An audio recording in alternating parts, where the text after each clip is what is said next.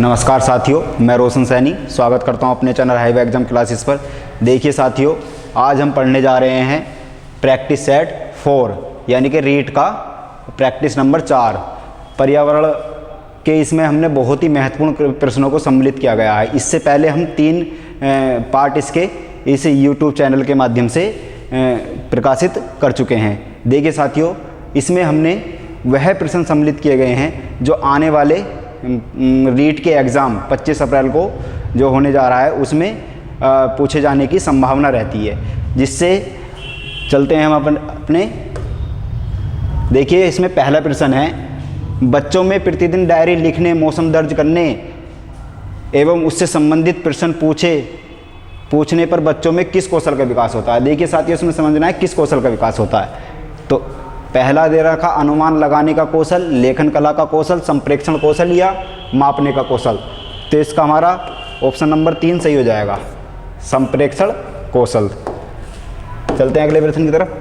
अर्थशास्त्र की मूलभूत आवश्यकताओं की समझ विकसित की जा सकती है बाजार के रोल प्ले का आयोजन करवाकर, बैंक पोस्ट ऑफिस का भ्रमण कराकर, मूल्यजीवी अमूर्त धारणाओं का उदाहरण व्यक्त कराकर या उपरोक्त सभी।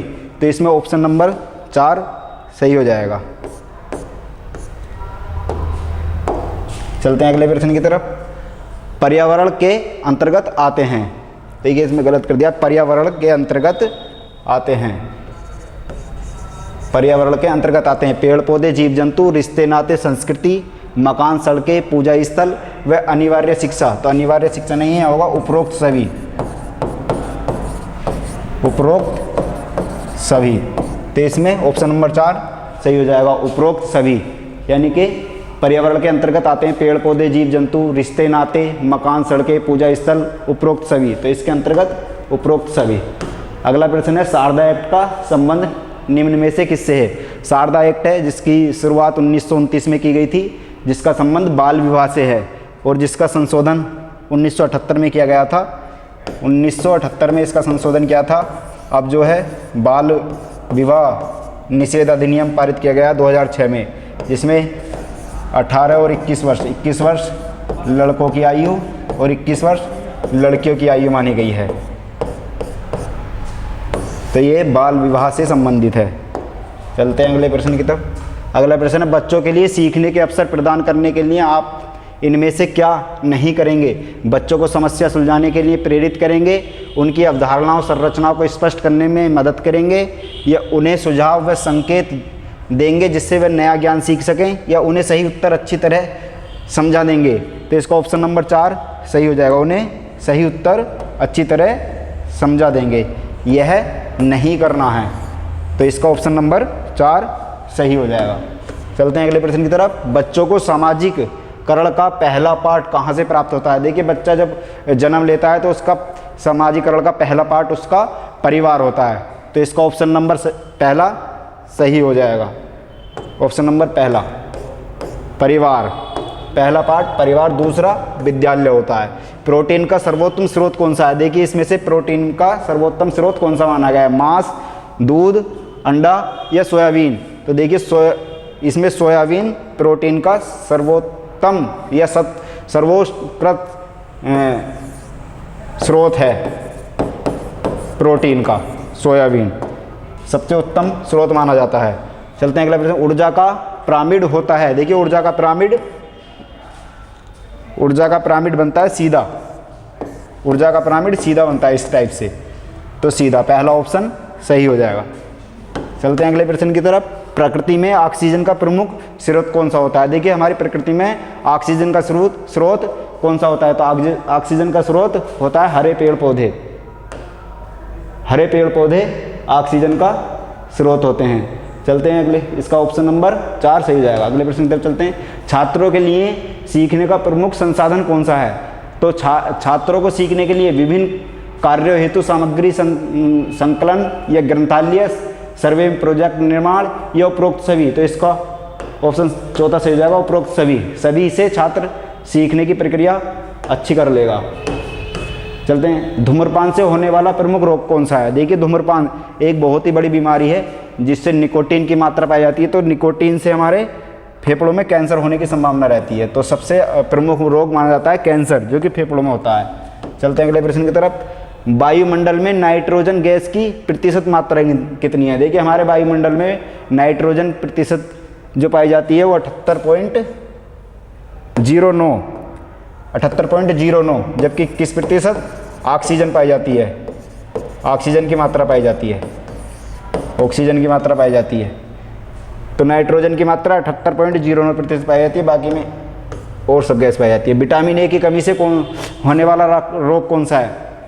देखिए विटामिन ए की कमी से कौन सा रोग होता है?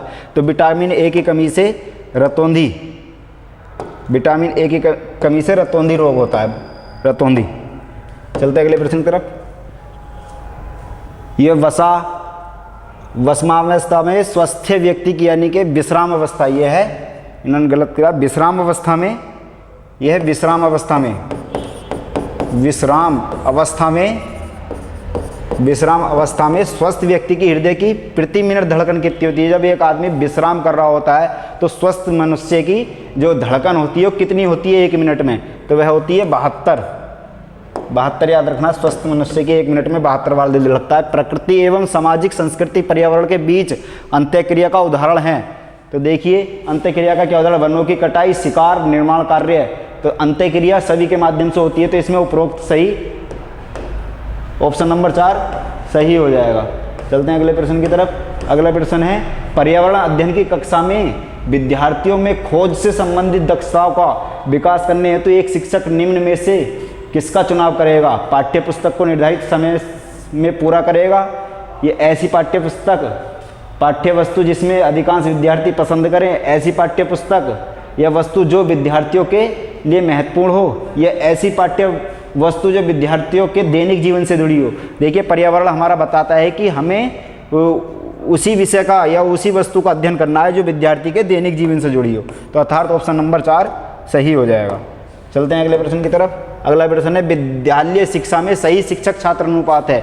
देखिए विद्यालय शिक्षा में हमारे एक नियम लागू हुआ था 2005 में RTE, तो उसमें RTE में 1:30, यानी कि ऑप्शन नंबर पहला, यानी कि एक शिक्षक 30 छात्रों पर एक शिक्षक होना चाहिए, एक शिक्षक होना चाहिए। तो हमारा यह अनुपात है। तो चलते हैं अगले प्रश्न की तरफ। मौसम के दृष्टिकोण से उष्ण कटिबंधीय प्रदेश का प्रमुख लक्षण कौन सा होता है? तो उष्ण का मतलब है वर्ष भर गर्मी रहना, वर्ष भर गर्मी रहना। तो इसका ऑप्शन नंबर पहला सही हो जाएगा। चलते हैं अगले प्रश्न की तरफ। अगला प्रश्न है, पर्यावरण की पाठ्य चर्चा में शामिल होना चाहिए। तो पर्यावरण की पाठ्य चर्चा में क्या क्या शामिल होना चाहिए? बच्चों के अनुभव, स्कूल का वातावरण, या उपयुक्त पाठ्यक्रम। तो यह उपरोक्त सभी। तो साथियों इसमें उपरोक्त सभी सही होगा। सभी पाठ्य चर्चा में, पर्यावरण की पाठ्य चर्चा में शामिल होते हैं। चलते हैं अगले प्रश्न की तरफ। दिन रात होने का प्रमुख कारण होता है। तो साथियों दिन रात होने का प्रमुख कारण होता है पृथ्वी का अपनी धुरी पर घूमना। ऑप्शन नंबर 3 सही हो जाएगा। पृथ्वी का अपनी धुरी पर घूमना दिन रात होने का प्रमुख कारण होता है। बच्चों के सीखने के तरीके पर सबसे पहले अध्ययन करने वाले व्यक्ति कौन थे? तो साथियों अधिगम का सिद्धांत दिया था, नहीं सॉरी, जिन्होंने संवेदी सबने पूरी की मूर्ति आपके जीन पियाजे एवं वाइगोस्की, इसके बच्चों के सीखने के तरीके पर सबसे पहले अध्ययन करने वाले वैज्ञानिक थे। तो ऑप्शन नंबर पहला सही हो जाएगा। चलते हैं, प्रकृति पर्यावरण के प्रमुख घटक हैं। तो सभी जीव, भू-आकृतिक कारक या जलवायु, या ये सभी। तो इसके ये सभी ऑप्शन सही हो जाएगा। प्रकृति पर्यावरण के सब प्रमुख घटक हैं, सभी प्रमुख घटक में अंतर्गत आते हैं।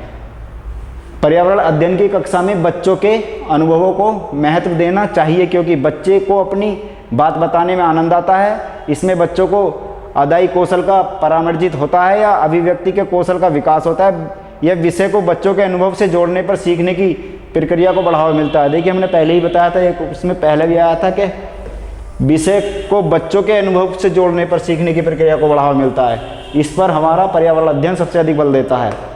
तो चलते हैं अगले प्रश्न की तरफ। अगला प्रश्न, हमारे शरीर के किस अंग द्वारा अमोनिया को यूरिया में बदला जाता है? तो हमारे अमोनिया को यूरिया में यकृत के माध्यम से, यकृत के माध्यम से बदला जाता है।